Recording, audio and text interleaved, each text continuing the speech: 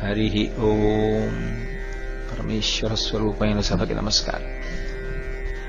నేను నిన్నను మీతో అమ్మవారి యొక్క వైభవం గురించి ప్రస్తావన చేస్తూ ఆ జగదంబ శర్వాణి అన్న పేరుతో ఉండి శర్వుని యొక్క భార్యగా ఆమె ఈ లోకాన్ని ఎలా అనుగ్రహిస్తూ ఉంటుంది, భూమి యొక్క శక్తిగా ఆ తల్లి లోకులను ఉద్ధరించడానికి ఎలా అనుగ్రహిస్తుంది అన్న విషయాల గురించి మాట్లాడటం జరిగింది. శర్వాణి అని పేరు కలిగిన తల్లికే భవానీ అని కూడా ఒక నామం. ఆమె యొక్క అపారమైన కారుణ్యానికి పరాకాష్ఠ ఆ నామాలు. నేను మీతో మనవి చేసి ఉన్నాను, నామములు అన్నప్పుడు అన్ని పేర్లతో పిలవబడుతుంది అని కాదు, లేదా లౌకికంగా ఆవిడికి ఎవరో ఆ పేర్లు పెట్టారు అని కాదు దాని అర్థం. ఆమె యొక్క గుణములు ఆవిష్కృతమైనప్పుడు ఆ గుణముల చేత ఆవిడ ఆ పేర్లు పొందింది. అందుకే నామాలకి వ్యాఖ్యానాలు ఉండడం అనేటటువంటిది చాలా ప్రశస్తమైనటువంటి విశేషంగా సనాతన ధర్మంలో ప్రకాశించింది. శంకర భగవత్పాదులు విష్ణు సహస్రనామ స్తోత్రానికి వ్యాఖ్యానం చేయడానికి కారణం అదే.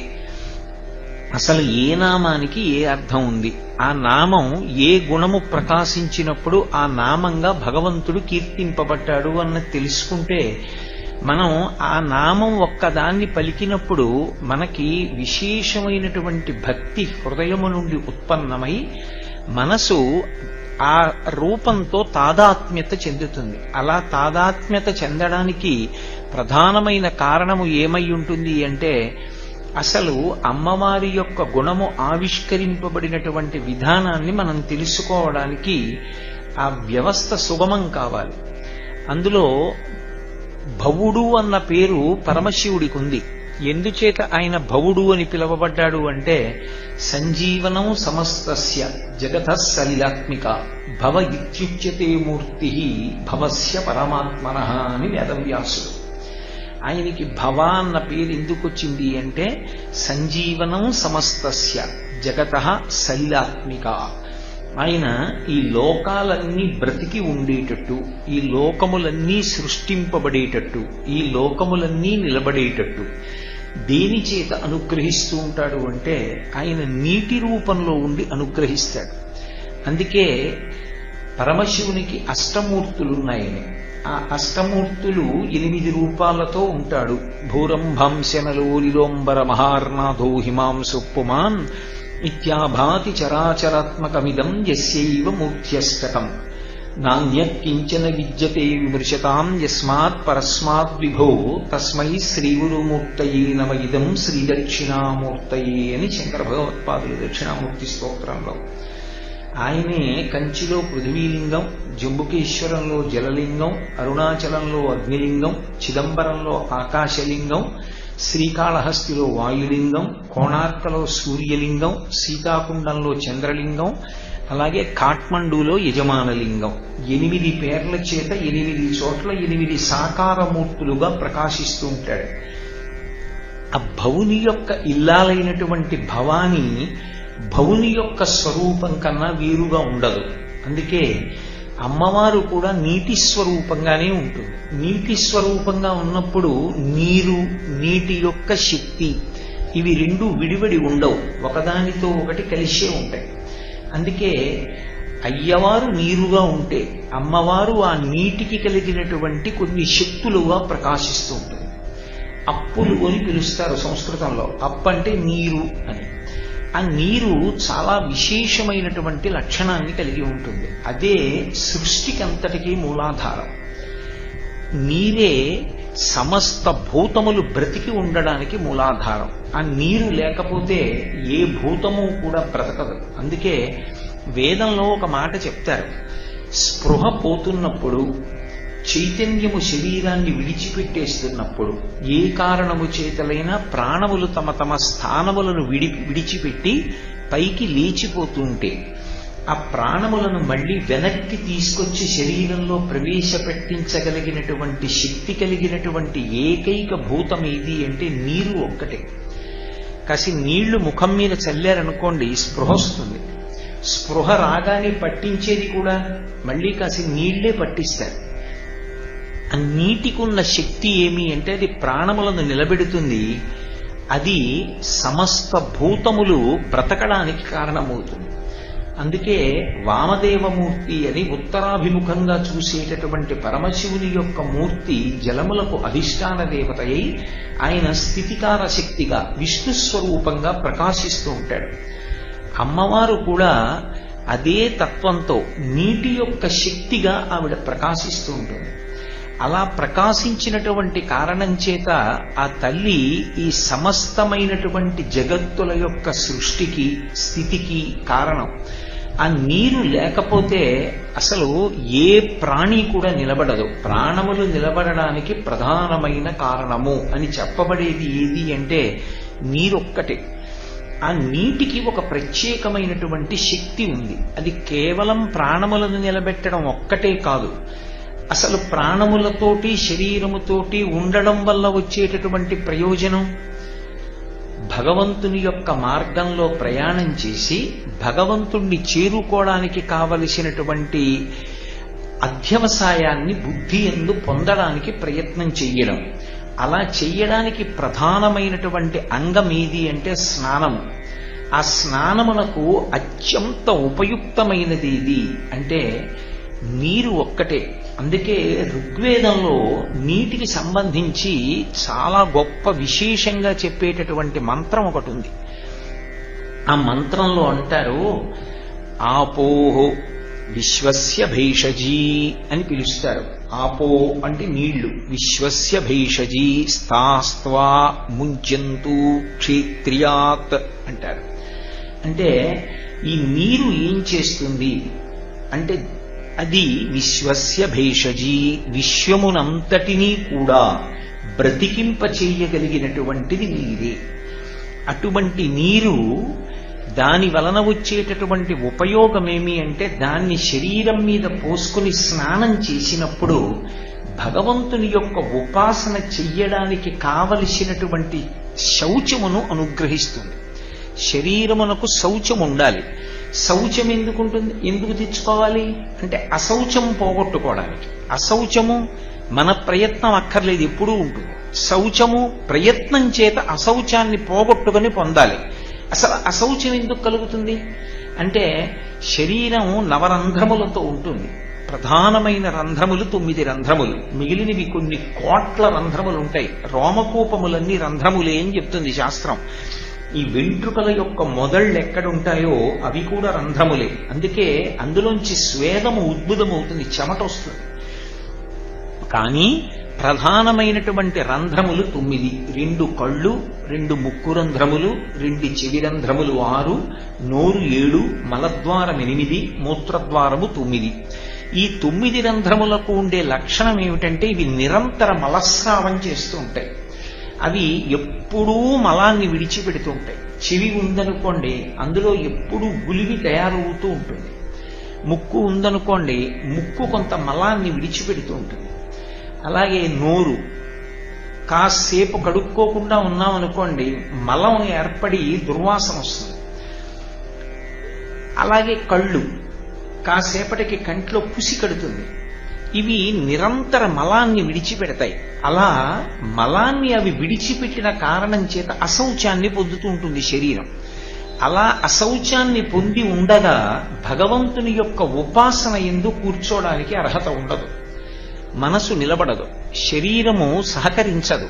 అందుకే అశౌచాన్ని పోగొట్టుకుని శౌచాన్ని సిద్ధింపచేసుకోవాలి అంటే దాన్ని అనుగ్రహించగలిగినటువంటి భూతము నీరు ఒక్కటే. ఆ నీటి చేత స్నానం చేస్తారు. అందుకే స్నానము కాదు మజ్జనం యథార్థానికి. దాన్ని సప్తవిధ స్నానంగా శాస్త్రం నిర్ణయం చేసింది. ఎందుకు సప్తవిధ స్నానం నిర్ణయం చెయ్యాలి అంటే ఎప్పుడూ నీటితో ఒకలాగే నువ్వు స్నానం చెయ్యి అన్నాను అనుకోండి, కొన్నిసార్లు శరీరము అస్వస్థత పొంది ఉన్నప్పుడు అలా స్నానం చేయడం సాధ్యం కాకపోవచ్చు. యథార్థానికి తల మునగాలి ప్రవహిస్తున్నటువంటి నీటిలో కానీ నిలబడి ఉన్న నీటిలో కానీ. అంటే నది యందు, ఏటి యందు, తటాకమునందు తలని 3 మాటలు ముంచాలి. దాన్ని మజ్జనం అంటారు. కళ్ళు సరే మూసుకుంటాం, ముక్కు రంధ్రాల్ని చెవి రంధ్రాల్ని 2 చేతులతో మూసి 3 మాటలు ముంచి పైకెత్తాలి. అలా శరీరం ములిగితే మజ్జనం చేశాడు అంటారు, స్నానమైంది అని గుర్తు. కానీ అది అన్ని వేళలా సంభవం కాదు. సంభవం కాదు కాబట్టి శాస్త్రం ఏం చేసిందంటే శౌచం నిలబెట్టుకోవడానికి 7 విధ స్నానాలు నిర్ణయం చేసింది. అందులో అన్నిటికన్నా పవిత్రమైనటువంటి స్థితిని ఇవ్వగలిగినది, శరీరమునకు పట్టి ఉన్నటువంటి అశౌచాన్ని తొలగించగలిగినటువంటిది వారుణ స్నానము అంటారు. వారుణ స్నానము అంటే నీటి యందు మజ్జనము చేయుట. దానికి ఎంత లోతు వరకు వెళ్ళి నిలబడాలి, ఎంత లోతు కన్నా తక్కువలో నిలబడకూడదు కూడా శాస్త్రం చెప్పింది. అందరూ కలిసి ప్రవహిస్తున్న నీటిలోకి వెళ్ళారనుకోండి, వాళ్ళ పొడుగుని బట్టి నాభీస్థానం వరకు నీటి ప్రవాహం ఉండే పర్యంతమే నిలబడాలి తప్ప అది దాటి 1 అడుగు వెళ్ళవద్దు. ఒక పొడుగైన వాడు ఉంటాడు, ఆయనకి నాభీస్థానం అంటే బొడ్డు వరకు నీళ్లు రావడానికి కొంచెం లోతు వరకు వెడతాడు. ఆయన వెనక ఒక పొట్టివాడు ఉన్నాడు అనుకోండి, ఆయన వెడుతున్నాడని ఈయన వెళ్ళకూడదు. ఎక్కడ వరకు వెళ్ళాలి అంటే ఒక్క నాభీస్థానం వరకు నీళ్లు వచ్చే పర్యంతమే వెళ్ళాలి. వెళ్ళి ఆ నీటి యందు 3 మార్లు మజ్జనం చేసి నిలబడతారు. ఎందుకని అంటే నీరు పొత్తికడుపు భాగాన్ని తగులుతున్నప్పుడు, ప్రవహిస్తున్నప్పుడు చాలా మృదువుగా ముట్టుకుంటుంది ఆ ఉపరితలాన్ని. అలా ఉపరితలాన్ని మృదువుగా ముట్టుకున్నటువంటి కారణం చేత, జలస్పర్శ కలిగినటువంటి కారణం చేత నాడీ మండలం తేజోమయం అవుతుంది. తేజోమయమై మంచి ఉత్సాహాన్ని పొందుతాడు. మనస్సు సత్వగుణంతో భగవంతుని వైపుకి నడుస్తుంది. అలా నడిపించగలిగినటువంటి శక్తి ఒక్క వారుణ స్నానము అంటే నీటి యందు స్నానానికి ఆ ప్రత్యేకత. అందుకే సంకల్పం ఒడ్డున చెప్పుకుని బొడ్డు వరకు ప్రవాహం వచ్చేటంత పర్యంతము నడిచి వెళ్ళి అందులో 3 మాట్లు తల ముంచుతారు. అంటే శరీరం అంతా ములుగుతుంది. 3 మాట్లు మునిగి పైకి లేచి బయటికి వచ్చేస్తారు. అలా వచ్చేటప్పుడు మళ్ళీ ఈశ్వరానుగ్రహం పరిపూర్ణం చేసుకోవడానికి నిన్న నేను చెప్పినటువంటి మృత్తికా మంత్రాలున్నాయే, అవి అశ్వక్రాంతే రథక్రాంతే విష్ణుక్రాంతే వసుంధర శిరసాధారయిష్యామి రక్షస్వ మాం పదే పదే. అలాగే సహస్రపరమాదేవి శతమూలా శతాంకుర సర్వబ్రహ్మరతు మే పాపం దూర్వాదు స్వప్ననాశిని అని ఆ గరిక తెచ్చి తల మీద పెట్టుకుని కొద్దిగా మట్టి తీసి ఒంటికి రాసుకుని నీటిలోకి ప్రవేశిస్తారు. ప్రవేశించి ఎవడు స్నానం చేస్తాడో వాడు సమస్తమైనటువంటి అశౌచాన్ని పోగొట్టుకుంటాడు. ఒకవేళ వారుణ స్నానం చెయ్యలేకపోతే, ఏ కారణం చేతనైనా అలా మునిగి స్నానం చేయడానికి శరీరం సహకరించదనుకోండి, అప్పుడు ఏం చెయ్యాలి అని అడిగారు. వారుణ స్నానము ఎంత శక్తివంతమో అంతే శక్తివంతము వాయుస్నానము. వాయుస్నానము అంటే ఒకటి సంవత్సరంలో ఒక్క పర్యాయమైనా చెయ్యాలి. జ్యోతిష శాస్త్రంలో దాన్ని ముహూర్తము అని పిలుస్తారు. ప్రదోష వేళకి ముందు గోవులు ఇంటికి వెళ్ళిపోతుంటాయి. వెళ్ళినప్పుడు వాటి డెక్కల నుండి పైకి రీగుతుంది గోధూళి అంటారు. గోధూళి వేళ ఇందిరా అంటారు. ఆ గోధూళి డెక్కల మించి లేచింది మీద పడితే ఆ వ్యక్తి స్నానం చేసినట్టే. అది పరమ పవిత్రమైనటువంటి స్నానం. ఒకవేళ ఏ కారణం చేతనైనా స్నానం చెయ్యడానికి అవకాశం కలగకపోతే ఆరోగ్యరీత్యా గోవు కట్టి ఉన్నటువంటి ప్రదేశానికి వెళ్ళి గోవు ఎక్కడ తొక్కిందో అక్కడ ఉన్న మట్టి తీసి ఇలా కొద్దిగా వేసుకుంటే చాలు, వాడు ఒక పవిత్ర స్నానం చేసినట్టు. అంటే మీకు ఇప్పుడు ఏమర్థమైంది? దేవీ నవరాత్రుల్లో ఆలయ ప్రాంగణానికి వచ్చే లోపల మనం ఎక్కడైనా ఏమైనా ఇబ్బందికి లోనై వచ్చామేమో అని అనిపిస్తే గోశాలలోకి వెళ్ళి కొద్దిగా మట్టి తీసి ఇలా తల మీద వేసుకుంటే చాలు, శౌచమును పొందినట్లు గుర్తు. ఇంటి దగ్గర స్నానం మానేసి అని కాదు నా ఉద్దేశ్యం. స్నానం చేసి వచ్చి ఎప్పుడైనా శరీరము అనుమతించకపోతే, ఆరోగ్యం బాగుండకపోతే గోధూళి మీద పడ్డా చాలు. అందుకే గోధూళి వేళ అని పిలుస్తారు. అదొక ముహూర్త కాలం కాబట్టి దాన్ని వాయుస్నానము అంటారు. అలాగే ఇంకొక స్నానం ఉంటుంది. ఆ స్నానాన్ని బ్రహ్మస్నానము, బ్రాహ్మణ స్నానము అని పిలుస్తూ ఉంటారు. ఆ స్నానం ఎక్కడ కూర్చున్నాడో అక్కడే ఆచమన పాత్ర కానీ జలపాత్రలోంచి కానీ ఉద్ధరిణితో కాసి నీళ్లు చల్లి ఆ నీళ్లు కొన్ని మంత్రాలతో చల్లుకుంటారు. ఆపోహిస్తామయో భువస్థాన ఊర్జీదాతన మహేషణాయ చక్షసై యోవశివ తమోరసస్తస్య భాజయతేహన ఉషదీర్వమాతర తస్మా అరంగమామవయస్య క్షయాయ జన్మధ ఆపో జనయథాచన అని ఆ నీళ్లు చల్లుకుంటే అది మంత్రపురస్సరమైనటువంటి స్నానం. అందుచేత అలా కూర్చుని చల్లుకుంటే వాడు స్నానము చేసినట్టే అనుగ్రహింపబడుతుంది. వారుణ స్నానం ఎంతో మంత్రపురస్సరంగా చేసే స్నానం అంతే. అందుకే సంధ్యావందన ప్రక్రియలో ఈ మంత్రాలు వస్తాయి కుమారులు, ఎందుకంటే అది మంత్రస్నానం. అది ఒక స్నానం. ఇక అగ్ని స్నానం అని ఒక స్నానం ఉంటుంది. ఇవన్నీ శరీరము యొక్క శౌచాన్ని నిలబెట్టడానికి పనికొచ్చేవి. అగ్ని స్నానము అంటే భస్మ తయారవుతుంది. ఆవు యొక్క పేడని కాల్చి పిడకలుగా చేస్తారు. ఆ చేసేటప్పుడు కాల్చేటప్పుడు కొన్ని ప్రత్యేకమైన మంత్రాలు ఉంటాయి. ఆ మంత్రాలతో అనుసంధానం చేస్తూ కాలుస్తారు. కాల్చినటువంటి భస్మ తీసి ఎడం చేతిలో వేసుకుని నీళ్లు పోసుకుని చేతితో మూసి ధరించేటప్పుడు ఒక మంత్రం చెప్తారు. అగ్నిరితి భస్మ, వాయురితి భస్మ, జలమితి భస్మ, స్థలమితి భస్మ, వ్యోమీతి భస్మ, సర్వగం అవాయుదిపుం భస్మ, మనోవాంగ్మన ఇత్యేతాని చక్షుగంశకరణాని భస్మాని అని ఆ మంత్రంతో విభూతిని చల్లుకున్న, విభూతి పెట్టుకున్న వాడు భస్మతో స్నానం చేసినట్టు. అది కూడా వారుణ స్నానమునకు సమానమే. ఇప్పుడు శరీరం అనుమతించకపోతే ఆ మంత్రంతో భస్మని చల్లుకుంటే చాలు.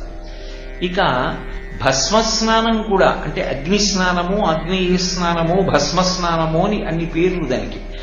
ఆ స్నానం కూడా కుదరకపోతే అప్పుడు మానసికమైనటువంటి స్నానం ఒకటి ఉంటుంది. ఏమిటా స్నానము అంటే గోవిందేతి సదా స్నానం. గోవిందా గోవిందా గోవిందా అంటే చాలు, వాడు స్నానం చేసినట్టు. అందుకే పరిశుద్ధము చెయ్యగలిగినటువంటి నామం. అందుకే భోజనం చేస్తున్న, భోజనం మధ్యలో, భోజనం చివర, కార్యక్రమ ప్రారంభంలో, కార్యక్రమం చివర ఓసారి గోవిందా గోవిందా అంటుంటారు. గోవిందేతి సదా స్నానం. గోవిందనామం చెప్తే వాడు స్నానం చేసినట్టు. గోవిందా గోవిందా గోవిందా గోవిందా గోవిందా అని మనసులో అంటున్నాడు అనుకోండి, ఆయనకి ఇప్పుడు శౌచం నిలబడుతుంది శరీరంలో. శౌచము తేజస్సుకి కారణమవుతుంది. కాబట్టి ఆ శౌచ సిద్ధి కొరకు మానసికమైనటువంటి స్నానము గోవిందనామంతో చేసేటటువంటి స్నానం. ఆ తరువాత కపిల స్నానం అని ఒక స్నానం ఉంటుంది. ఆ స్నానంలో ఆరోగ్యం బాగులేకపోతే ఏం చేస్తారంటే ఊర్ధ్వ శరీరాన్ని మాత్రమే తడిబట్టతో తుడుచుకుంటారు. అంటే శరీరం నాభికి కింద వరకు ఒక భాగం, నాభికి పైన ఒక భాగం. నాభికి పైన ఉండేటటువంటి భాగాన్ని తడిబట్టతో తుడుచుకుంటే తడి తగిలింది కాబట్టి ఆయన స్నానం చేసినట్టే. కాబట్టి అది ఒక స్నానం. దివ్య స్నానం అని ఒక స్నానం ఉంటుంది. ఎండ కాస్తూ ఉంటుంది, వర్షం పడుతుంది, అది తప్పకుండా చెయ్యాలి.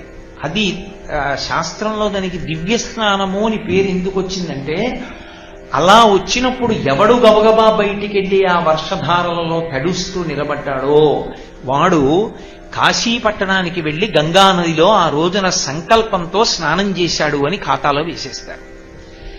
గంగా స్నాన ఫలితం ఇప్పించడానికి దివ్య స్నానం చేయడానికి అవకాశం ఇచ్చి ప్రకృతిలో మార్పు వస్తుంది అని. అందుకే ఎండ ఉండి వాన పడినప్పుడు వెంటనే బయటికి వెళ్ళి తడుస్తారు ఒక్కసారైనా. ఎందుకని అంటే అలా తడిస్తే అది దివ్య స్నానం. ఇవి నేనేదో స్వయంగా చెప్తున్నాను అనుకోకండి, ఇవన్నీ వేదంలో చెప్పబడినటువంటి విషయాలు. వేదంలో నీటి యొక్క ప్రాముఖ్యతను చెప్తూ ఈ మాటలన్నీ చెప్పారు. చెప్పి ఇన్ని రకాలుగా భగవంతుని యొక్క ఉపాసనా మార్గంలో నిలబడడానికి యోగ్యతా సిద్ధిని జలములు కల్పిస్తాయి. మైల, అశౌచము వీటిని విరవగలిగిన పదార్థం ప్రపంచంలో నీరొక్కటే. అంత గొప్పతనం నీటికి ఎలా వచ్చింది అంటే భవాని అమ్మవారు ఆ నీటిలో ఉన్న కారణం చేత. నీటి యందు ప్రవాహ శక్తిగా, ఆంతరముగా పవిత్రత ఇవ్వగలిగిన శక్తిగా ఆ తల్లే ఉంటుంది. ఉన్నటువంటి కారణం చేత ఆ అమ్మవారు ఇన్ని రకాలుగా అనుగ్రహిస్తుంది. దాన్నే ఒక మాట చెప్తారు మనకి, ఆపోష్ణ అంతరతయేవ మేధ్యో భవతి అని కృష్ణ యజుర్వేదంలో ఒక మంత్రం. కృష్ణ యజుర్వేదం నీటి గురించి చెప్తూ ఈ మంత్రం చెప్తుంది. నీటిని స్నానం చేస్తే తమో గుణం విరిగిపోతుంది. తలమించి స్నానం చేశాడనుకోండి, ఆ స్నానము చేత 3 ప్రయోజనములు కలుగుతాయి. ఇవి ఎక్కడి నుంచి వస్తుంది అంటే నీటి వలన కాదు, నీటిలో ఉన్న అమ్మవారి అనుగ్రహంగా. శరీరము రోగగ్రస్తం అవుతుంది, శరీరానికి రోగాలు వస్తాయి. రోగం వస్తే ద్రవ్యం పోతుంది, మందులు కొనుక్కోవాలి కదా, మరి డబ్బులు పోతాయి. 2, మీరు అనుకున్న కార్యం చెయ్యలేరు, దుఃఖం కలుగుతుంది. అలా పడుంటాడు, స్నానాదులు కూడా చేయడానికి అవకాశం ఉండదు. ఇది ఎందువల్ల వస్తుంది అంది వేదం. గత జన్మలలో చేసిన పాపాలున్నాయి, పాపములు రోగంగా వ్యక్తమవుతాయి. పాపములు రోగ రూపంలో వచ్చి ఇహజన్మ యందు ఏ మంచి పని చేయకుండా అడ్డుపడుతుంటే అలా రాకుండా చేసుకోవడానికి మార్గం ఏమైనా ఉందా అని అడిగారు. ఉషక్కాలమునకు ముందు ఎవడు స్నానం చేస్తాడో తలస్నానం, వాడు శ్రద్ధతో చేసిన స్నాన కారణంగా గత జన్మల పాపము నివారింపబడుతుంది, వాడికి రోగం రాదు అని. మీరు ఎప్పుడైనా గమనించండి, సశాస్త్రీయంగా స్నానం చేసే అలవాటు ఉన్న వాళ్ళు దీర్ఘాయుష్మంతులై ఉంటారు. మీరు ఎప్పుడైనా గమనించండి, ఎప్పుడు స్నానం పరమశాస్త్రీయంగా చేయడం అలవాటు ఉన్న వాళ్ళు సాధారణంగా దీర్ఘాయుష్మంతులు. మనకి పీఠాధిపత్యం వహించినటువంటి మహాపురుషులు అంత నిద్ర తక్కువైనా, అంత వేళపట్టున ఆహారం తీసుకోకపోయినా వారు అలా నిలబడగలగడానికి కారణం ఎక్కడుంటుందంటే వారి స్నాన ప్రక్రియలో ఉంటుంది. సూర్యోదయాత్ పూర్వం ఎవరు తలస్నానం చేశాడో చల్లటి నీళ్లతో, అంటే అనారోగ్యంగా ఉంటే ఉష్ణజలం అనుమతింపబడుతుంది, ఎవరు తలమించి నీళ్లు పోసుకుంటాడో, ఎందుకంటే దేనికైనా ఒక పద్ధతి ఉంటుంది. వేడి నీళ్లు స్నానం చేస్తే పాదాల మీద పోసుకుని మొదలెట్టాలి, చన్నీళ్లు స్నానం చేస్తే తలమించి మొదలు పెట్టాలి. అపసవ్యంగా చేయకూడదు స్నానం. దానికి సంకల్పం చెప్పుకుని కనీసంలో కనీసం గోవిందనామం చెప్పి స్నానం చెయ్యాలి. ఏదీ చేయకపోయినా, సంకల్పం చేయకపోతే కనీసం గోవిందనామం చెప్పాలి, చెప్పి అప్పుడు స్నానం మొదలు పెట్టాలి. అలా ఎవరు ప్రతిరోజు స్నానం చేస్తారో వాళ్ళకి వేదం అభయం ఇచ్చింది. అభయము అన్న మాటకు అర్థం పరమేశ్వరుడి యొక్క వాక్కు అని. ఎవరు అలా నియమంగా స్నానం చేస్తాడో, అలా నియమంగా స్నానం చేసిన వాడికి ఇహజన్మ యందు పాపము రోగముగా పడగొట్టాలి అన్నదాన్ని ఉపశమింపజేసి గత జన్మ పాపములు స్నాన ప్రక్రియ యందు తీసేసి ఆరోగ్యవంతంగా ఉంచుతారు. 2, ఇహజన్మయందు రోగము పొందవలసిన అవసరం లేకపోయినా రోగం దేని వలన పొందుతాడు అంటే స్నానమునందు నీటి పట్ల నిర్లక్ష్యం వల్లే పొందుతాడు. నీటి పట్ల పరమ అగౌరవం ఏది అంటే దిగంబరంగా స్నానం చేయడం. ఒంటి మీద బట్ట లేకుండా స్నానం చేస్తే ఆ శరీరము రోగగ్రస్తమైపోతుంది. అంటే కొత్త పాపాన్ని చుట్టుకుంటాడు. నీటికి వరుణుడు అధిదేవత, ఆయన పట్ల అది మహదపచారం. నీటికి అధిష్టాన దేవతగా పరదేవత ఉంటుంది అని నేను చెప్తున్నాను కదా. అయినప్పుడు దిగంబరంగా స్నానం చేస్తే అది పరమ అమంగళకరమైన స్నానం. అసలు నేను ఇంత మంగళకరమైన వేదిక మించి అలా అనడం నాకు ఇష్టం లేదు, కానీ అలా ఒంటి మీద నూలుపోగు లేకుండా స్నానం ఎప్పుడు చేయిస్తారు? ఇంటి దగ్గర తీసుకెళ్లిపోయేటప్పుడు ఒకసారి చేయించి ఇక దహనం చేసేయడానికి వేదిక మీదకి ఎక్కించేసే ముందు ఆ ఒంటి మీద కప్పినటువంటి నూలు బట్ట కూడా తీసేస్తారు. తీసేసి ఇక ఎలా వచ్చాడో అలాగే వెళ్ళిపోవాలి, ఇక ఒంటి మీద ఏమీ ఉండదు. ఆ ఉండిపోయిన శరీరం మీద నీళ్లు పోసేస్తారు, పోసేసి కట్టెల మీదకి తీసుకెళ్ళిపోతారు. అది పరమ అమంగళకరమైన స్నానం. ఒంటి మీద ఏమీ లేకుండా స్నానం ఏమిటి అసలు? అసలు అంతకన్నా అమంగళకరమైన విషయంలో శాస్త్రంలో ఇంకోటి ఉండదు. అందుకే స్నాతకం చేసేటప్పుడు నేను ఎప్పుడూ దిగంబరంగా స్నానం చేయనని మాట ఇస్తేనే పిల్లనిస్తారు. స్నాతక మంత్రాల్లో ఒక భాగం, నేను ఎప్పుడూ దిగంబరంగా స్నానం చేయను. కాత్యాయని వ్రతకల్పంలో భాగవతంలో ఎందుకు కృష్ణ భగవానుడు ఆడవాళ్లు బట్టలు కట్టుకోకుండా స్నానం చేస్తే కాత్యాయనీదేవి కళ్ళ చేయుటే కాక ఈ రీతి నూచువారిందుకలరు వ్రతఫలంబు మీరు వలచిన చక్కగా ఇంతులెల్ల చేతులెత్తి మృక్కి అందుకొనుడు చీరలు సిగ్గుతో వాడనేల ఎగ్గులాడనేలా అన్నాడు. జలాధిష్టాన దేవత పట్ల మీరు అపచారం చేస్తున్నారు. నీటి యందు దిగంబరంగా దిగి స్నానం చేస్తున్నారు. రేపొద్దున్న ఫలితం రాకపోతే కాత్యాయనీదేవి అనుగ్రహించలేదంటారు. కాత్యాయనీదేవి కళ్ళలాడుటే కాక ఈ రీతి నోచువారెందుకలరు. అందులో నువ్వు ఒక పవిత్రమైన పూజా కార్యక్రమానికో ఓ మంచి కార్యం మీద వెడుతూ దిగంబర స్నానం చేసి వెడితే ఎక్కడి నుంచి వస్తాయి ఫలితాలు? రమ్మంటే ఎందుకు వస్తాయి? పూర్వాంగం పోయింది. అసలు ఏ శౌచం ఇవ్వాలో అది పరమ అశౌచంగా అమంగళకరమైన స్నానం చేసి నువ్వు వచ్చావు. ఎక్కడి నుంచి వస్తుంది రమ్మంటే ఫలితం? రాదు. అందుకే జలాధిదేవత పట్ల అపచారము అనారోగ్యమునకు కారణము. జలాధిదేవత పట్ల గౌరవము గత జన్మలలో చేసుకున్న పాపము రోగకారకంగా రావాలన్న దానికి వినాశనకరము. ఆ పాపం పోతుంది. ఇప్పుడు ప్రసన్నంగా హాయిగా సంతోషంగా ఉంటాడు. ఇది ఎప్పుడు? బాహ్య స్నానంలో. ఆంతరమునందు అందుకే ఆపోషణ అన్న మాట వాడింది కృష్ణ యజుర్వేదం. ఆ నీటిని 3 మాటలు ఆచమనం చేశాడనుకోండి లోపలికి, ఏవమీధ్యో భవతి అంతరత. దానివల్ల ఏమవుతుంది అంటే లోపల శ్రద్ధ పుడుతుంది. అందుకే ఏ పూజ మొదలెట్టండి ఆచమనం చేయండి అంటారు. ఆచమనం చేసేటప్పుడు శాస్త్రీయంగా తొందరపడిపోకుండా మినపగింజ మునిగినంత నీరు మాత్రమే అమృత మార్గంలో ఇలా ఈ పొడుగు వేలు యొక్క ప్రారంభ స్థానమునందు బొటన వేలు పెట్టి పైన చూపుడు వేలితో మూస్తే దాన్ని అమృత మార్గం అంటారు. ఇక్కడికి వచ్చేదాన్ని ఈ చిట్ట చివర క్రింది పిదివిని చేర్చి జుర్రకుండా చప్పుళ్ళు లేకుండా లోపలికి 3 మాటలు పుచ్చుకోవాలి. ఒక మాట పుచ్చుకొని రెండో మాట పుచ్చుకునేటప్పుడు మొదటి మాట పుచ్చుకున్న నీరు కంఠంలోంచి కడుపులోకి వెళ్ళిపోయి ఉండాలి.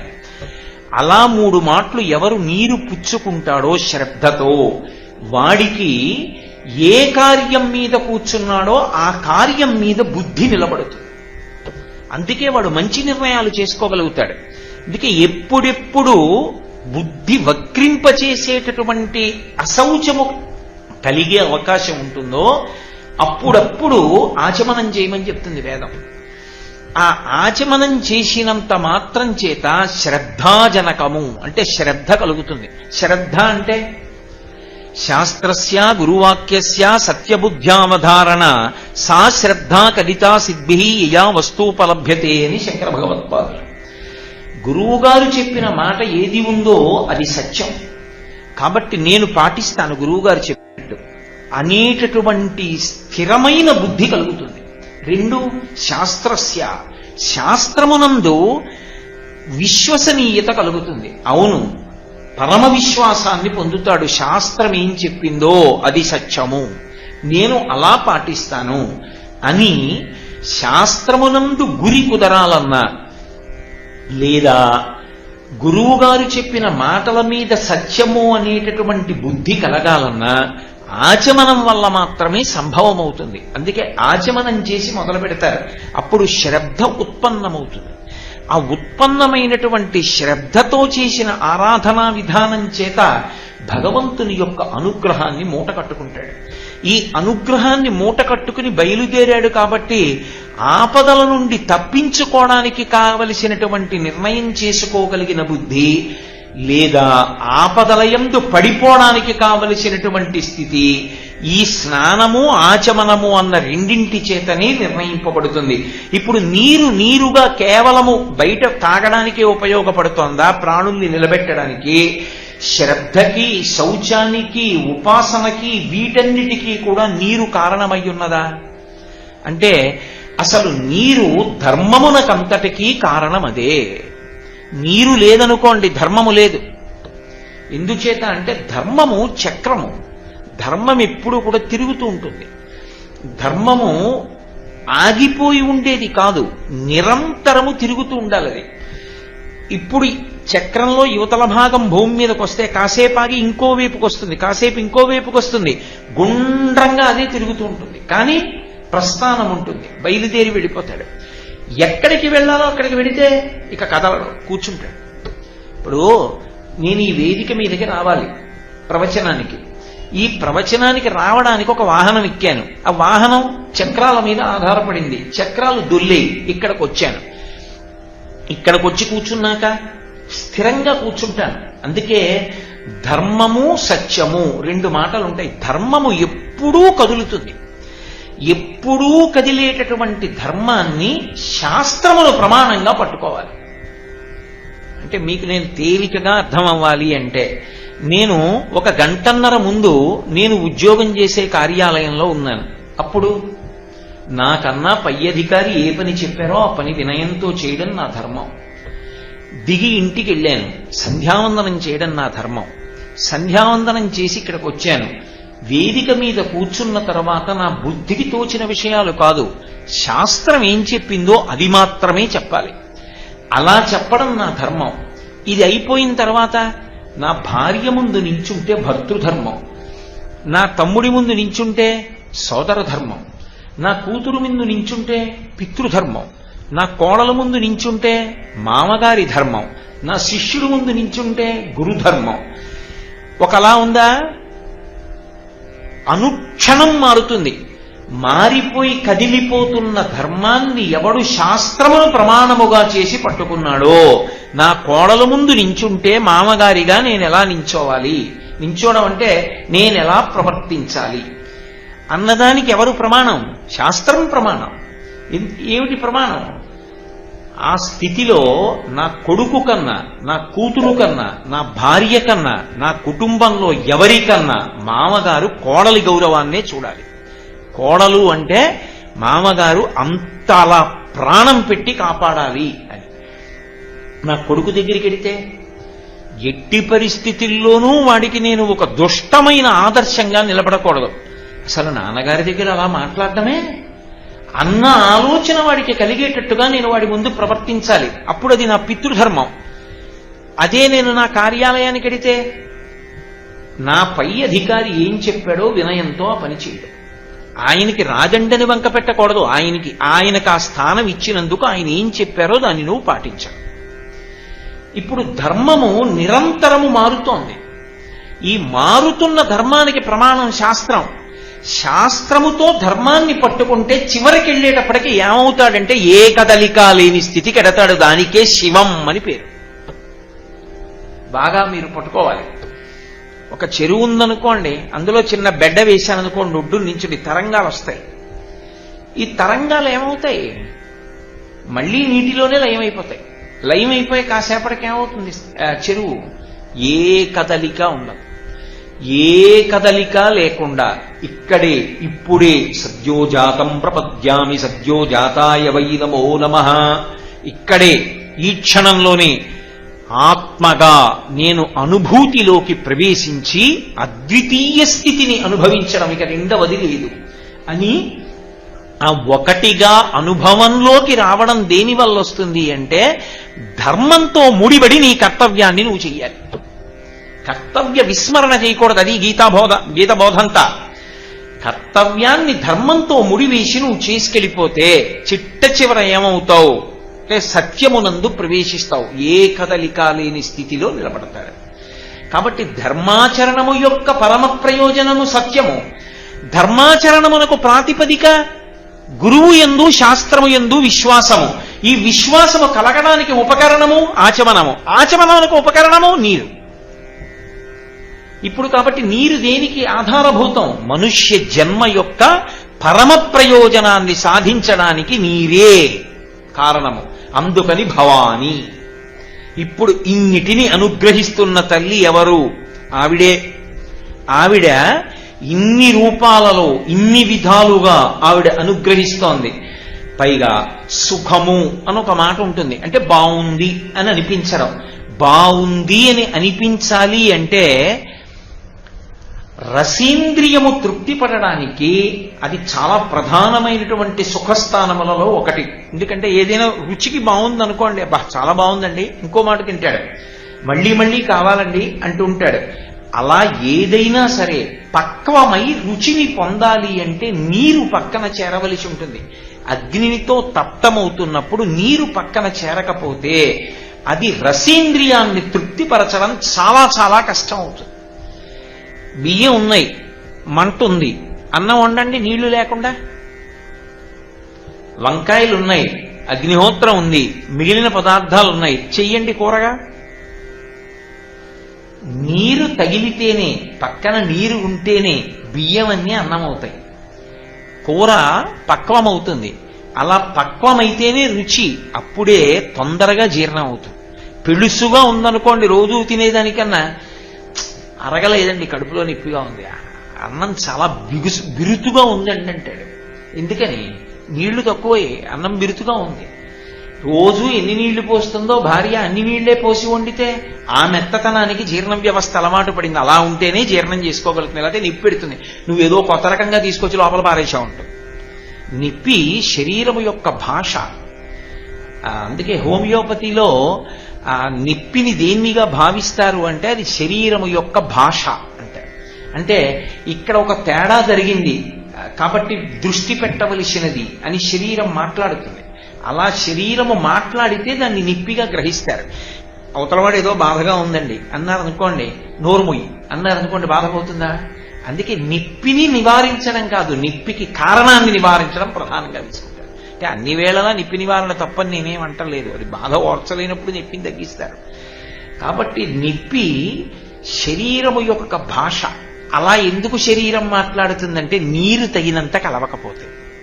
అందుకే మీరు ఎక్కడికైనా వెళ్ళండి, మాకు ఈ ఊళ్ళో నీళ్లు పడలేదండి అండి, బియ్యం పడలేదండి, గోధుమలు పడలేదండి, లేకపోతే ఇక్కడ మాకు చక్కెర పడలేదండి అని ఎవరు అనరు. ఈ ఊళ్ళో నీళ్లు పడలేదండి అండి అంటారు. అంటే నీటికి పాపపుణ్య ఫలితములను తక్షణం ఇవ్వగలిగినటువంటి శక్తి ఉంది. అందుకే నీటి మీద దెబ్బ కొట్టరు.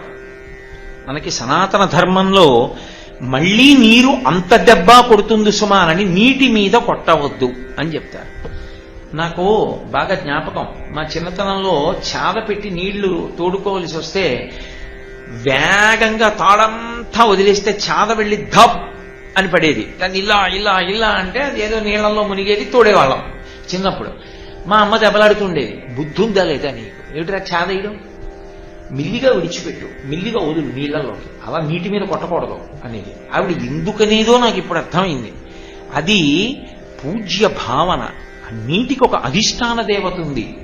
అది నిర్లక్ష్యంగా ప్రవర్తించడం ఆవిడ యొక్క ఆగ్రహానికి కారణమవుతుంది.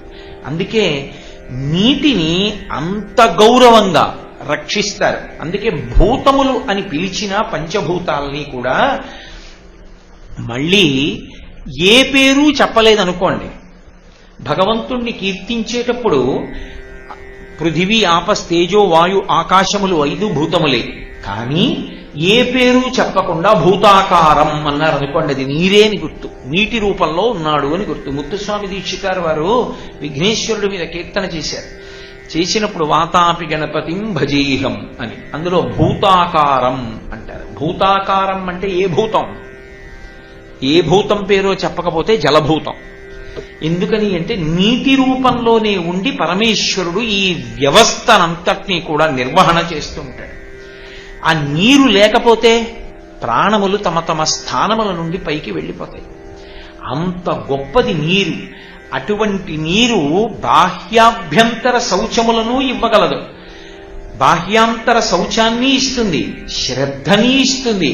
అదే నీరు లోకాన్ని అనుగ్రహిస్తుంది. అందుకే వేదంలో ఒక విశేషమైనటువంటి విషయాన్ని ప్రస్తావన చేస్తారు. వర్షం కురిసేటప్పుడు ఏ ఉరుములు కానీ పిడుగులు కానీ ఎక్కువ మెరుపులు కానీ లేకుండా వర్షం పడాలి అని ప్రత్యేకంగా ఒక హోమం చేస్తారు. ఎందుకని అంటే అలా కాకుండా లోకంలో పాపం ఎక్కువ పెరిగిందనుకోండి, నీరు కింద పడేటప్పుడే దానితో పాటే శిక్ష కూడా వస్తుంది. పిడుగులు పడ్డాయనుకోండి వర్షం పడేటప్పుడు, ఎన్నో చోట్ల ఆస్తి నష్టం జరుగుతుంది, ప్రాణ నష్టం జరుగుతుంది. అన్నిటినీ మించి లోకంలో అత్యంత భయకారకమైనదిగా చెప్పబడినది ఏది అంటే వేదంలో పిడుగు. పిడుగు పడుతోందనుకోండి విపరీతమైన భయం వేస్తుంది. వేదంలో ఒక విశేషం చెప్తారు, దవడలు పట్టుకుంటాయని చెప్తారు పిడుగు పడితే, మనకి తెలియకుండానే అని ఉద్విగ్నత కలుగుతుంది అని. అందుకే ఎక్కడైనా పిడుగు సమీపంలో పడినప్పుడు వెంటనే దవడలు కదపమని చెప్తారు. ఓసారి ఇలా దవడ కదపండి అని దవడలు కదలడానికి ఉపయుక్తమైన నామాలు, రక్షక నామాలు చెప్తారు. అర్జున పల్గుణ పార్థ కిరీటి శ్వేతవాహన బీభత్సో విజయకృష్ణ ధనంజయ అని. ఎందుకంటే దవడలు పట్టేసుకుంటాయి ఆ ధ్వనికి.